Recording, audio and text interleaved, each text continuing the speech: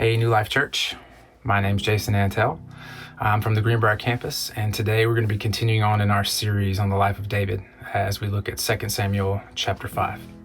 And there's a lot of stuff going on in this chapter, a lot of things we could learn from, but there's really kind of three main parts. So at the beginning, David is formally made king over all of Israel.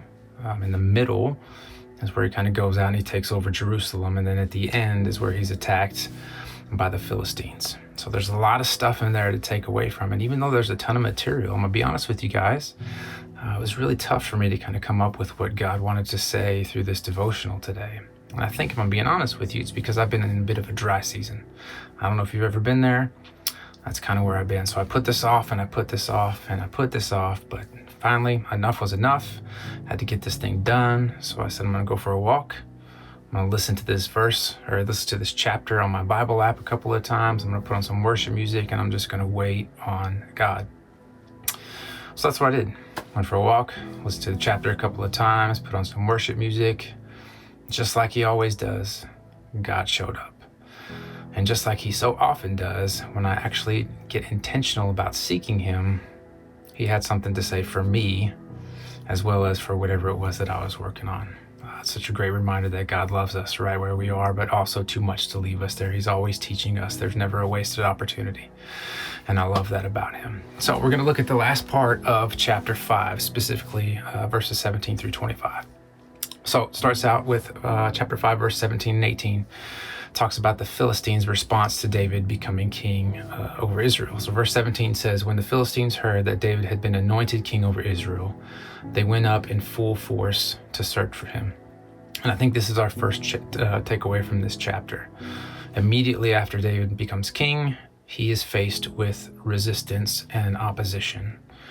And it's such a great example because for us, as we begin to walk in God's calling and God's purpose and God's will for our lives, more often than not, we're going to immediately come up against some opposition and some resistance and some discomfort in our lives.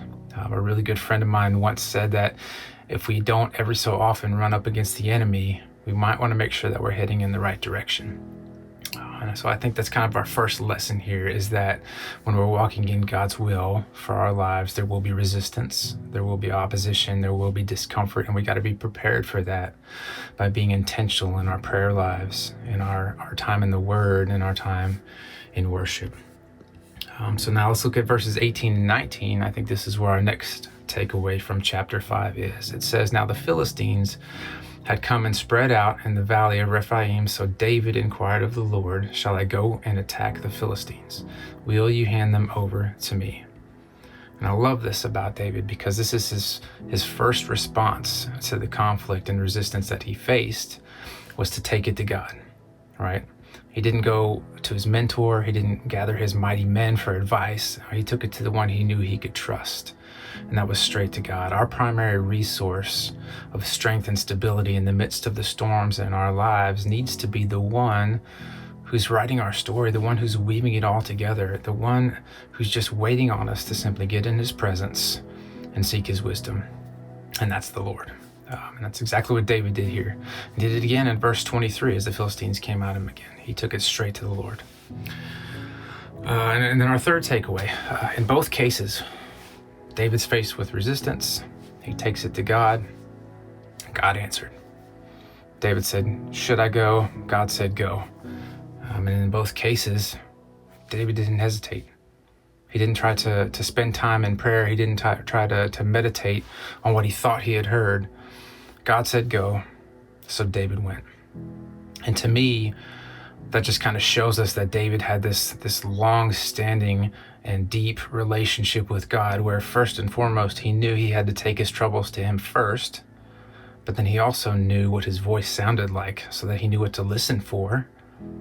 And he knew that when he heard it, that he could trust it. That's the most important part, that he could trust it. So God said, go, and David went. And that's such an encouragement to someone like me who continues, as I continue in my faith journey and developing my own relationship with God, to know that if I'm intentional in my time with the Lord through his word and through prayer and through worship, I can develop that level of trust, that deep trusting relationship where I know that anything that comes against me in my life, any resistance, any storm, any discomfort that's coming, I can take it to the Lord. I can hear his voice and I can trust what he has to say to me. Church, I hope this blessed you guys as much as it blessed me. I know I needed it, and I'm so thankful for God, who he is, and how he loves us. Y'all be blessed. We'll see you soon.